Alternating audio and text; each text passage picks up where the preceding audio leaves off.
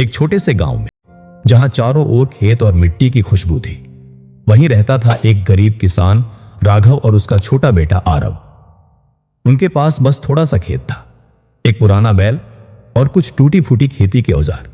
हर सुबह सूरज उगने से पहले राघव अपने बेटे को जगाकर कहता, बेटा, सूरज किसी का इंतजार नहीं करता, हमें भी नहीं करना चाहिए।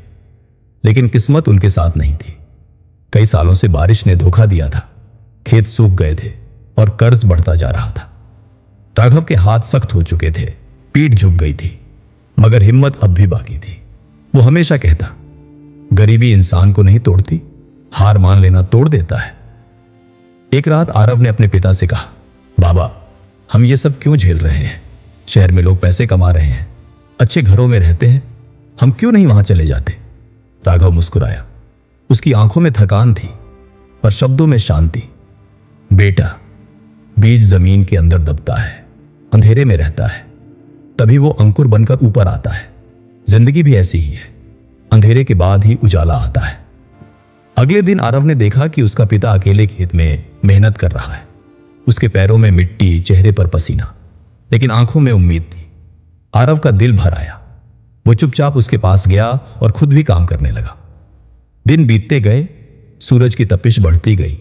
कभी खाना नहीं मिला, कभी पानी, लेकिन हर शाम राघव कहता, कल बेहतर होगा, अगर कल नहीं तो परसों, पर एक दिन हमारी मेहनत जरूर रंग लाएगी। फिर एक दिन अचानक तूफान आया, तेज हवा चली, बारिश ने सब उजाड़ दिया। फसलें बर्बाद हो गई, पेड़ गिर गए और उनका छोटा सा घर भी टूट गया। राघव जमीन पर बैठ गया, आंखें खाली थी। आरव रोते हुए बोला, बाबा, सब खत्म हो गया, अब क्या करेंगे हम?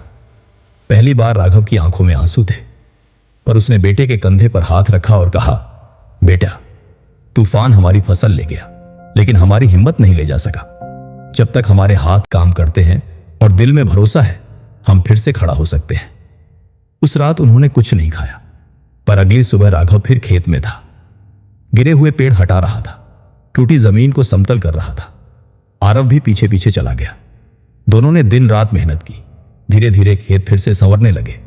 कई महीनों बाद बादल लौटे, धीमी मीठी बारिश जमीन पर गिरने लगी। सूखी मिट्टी ने राहत की सांस ली, छोटे छोटे पौधे उगने लगे। आरव ने खुशी से कहा, बाबा, देखो, हमारे खेत फिर हरे हो गए। राघव की आंखें चमक उठी। उसने मुस्कुराकर कहा, हाँ बेटा, खेत ही नहीं, तू भी हरा हो गया है। अब तू भी समझ गया है मेहनत का मतलब। कुछ महीनों बाद फसल पक गई। सुनहरी बालियां हवा में झूम रही थी। गांव वाले, जो पहले दया दिखाते थे, अब उनसे सलाह लेने आने लगे। आरव गर्व से अपने पिता के साथ खड़ा था। शाम को जब आसमान नारंगी था, आरव ने धीरे से कहा, बाबा, अब समझ आया, कामयाबी भागने से नहीं, टिके रहने से मिलती है।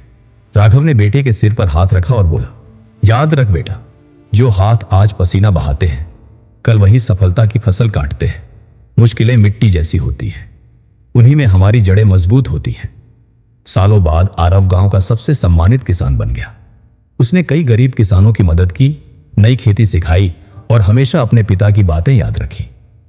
हर फसल कटाई के दिन वह आसमान की ओर देखकर धीरे से कहता, बाबा, ये जीत आपकी है, क्योंकि असली कहानी कभी गरीबी की नहीं थी, वो थी विश्वास, मेहनत और एक पिता पुत्र के अटूट रिश्ते की।